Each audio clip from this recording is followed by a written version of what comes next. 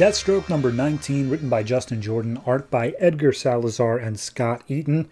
So, last issue, Deathstroke was told that he has basically this massive contract on him, and it came from Lynch, his former boss. So, now he's going to do that. But this issue first picks up with Gamora back 5 years ago in Team 7, where we see the final outcome from the battle, their last mission of Deathstroke and Grifter are bloodied, but they're getting away on a helicopter, and we see the entire island has been flooded. And then we cut to where Gamora was, but modern day, and Majestic, this superhuman from that book, is coming out of the water, and it's like, we created this guy. Through our own machinations, we made a Superman that doesn't have a moral code, which is an issue. And so Lynch, he's already got targets locked on this Majestic. He fires a nuclear warhead at him, direct hit explosion, and Majestic just comes out of it more pissed off. Especially he knows the fact that Lynch is the one who fired it. And all the people are like, the nuke failed. What do we do? And Lynch is like, that's a good question. What should we do? And then Deathstroke shows up along with his daughter Rose and Tara from the Ravagers. And he's like, hey, Lynch, I know you just sent this whole thing for me and you wanted me to take this job for Harvest, and then we did it. Just go read Ravagers in Team 7 if you're confused on what's happening. And then I got my daughter back, and I also brought this girl Tara, because what's Deathstroke without Tara? So at this point, Lynch lays down the line of like, okay, we don't really have a plan because our plan was we hit him with a nuke. So plan B, well, we're kind of hoping that you have something. But then walking in the door is Deathstroke's remaining family, his ex-wife and his two sons, Joseph and Grant. And he's like, actually, that's our plan B.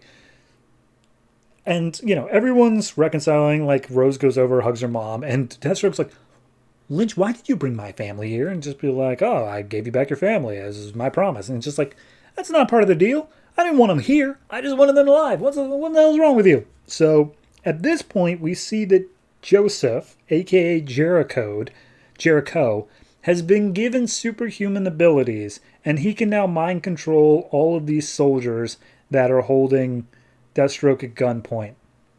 And apparently this was because of Lynch, but Adeline is the one who told Lynch to do it. So now he has powers, and Jericho's like, I'm just going to use my powers to control Majestic, and we'll have the power of a god on our hands. And at that point, Deathstroke chews him out. He's like, son, Lynch is using you for his own gain. And Jericho's like, actually, I'm using Lynch.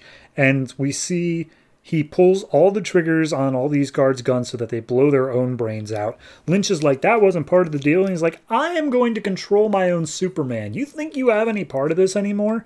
And Rose starts getting pissed off. Turns out that Jericho can't control Rose and Slade, or Lynch for that matter, because they all have stronger mental blah, blah, blah.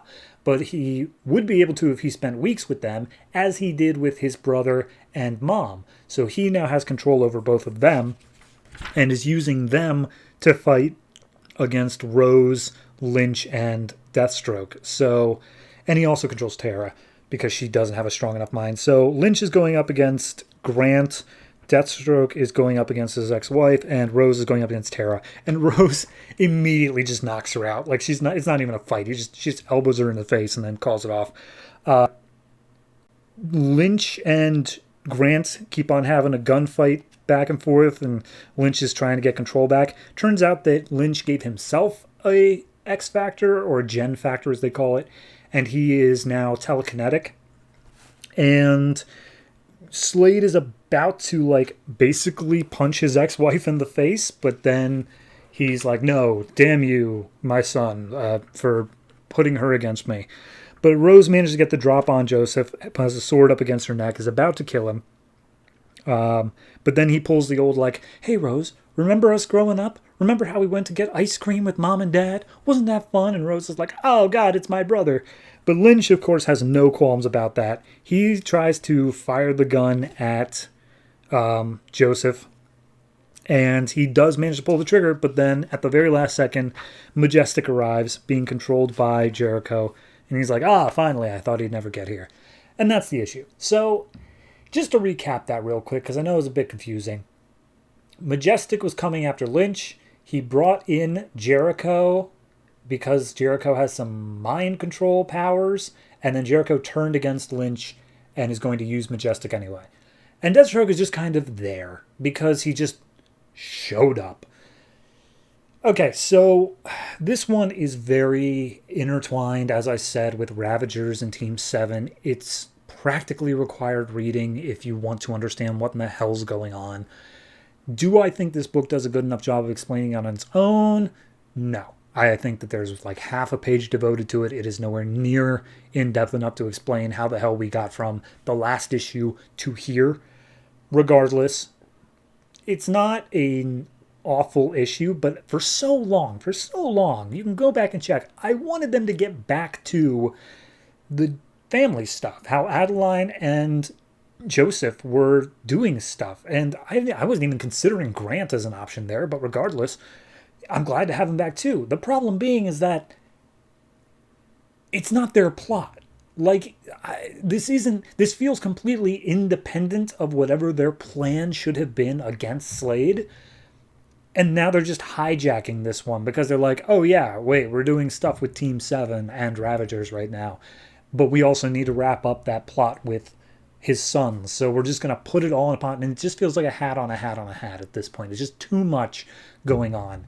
I would much rather it be that, there's this massive hit out on Slade. There's contracts against him, and he's barely able to hold his own. As this began, like way back, there was some contract killer who was like on Slade's level, and he was just scoping him out, saying like, oh, how tough are you? Bring him back. Do that part. Figure out what's going on there. Instead, we're getting this whole other thing of, oh, are you reading Team 7? You need to be reading Team 7. I don't care. I don't want to do that story. I want something original here because I'm reading that story in Team 7. I don't need it regurgitated here. So yeah, it feels like it's not the plot that we should be having here, but if they're doing it, it's okay, I guess. All in all, I got to give this one though like a 6, and that's being very generous just because I am reading the other books. If I wasn't reading them and was just on this own, it'd probably be closer to like a 5 because it's just out of nowhere saying, here's this other crap going on. We hope you understand what it means. And it's just not good enough to stand on its own. So, yeah, 6.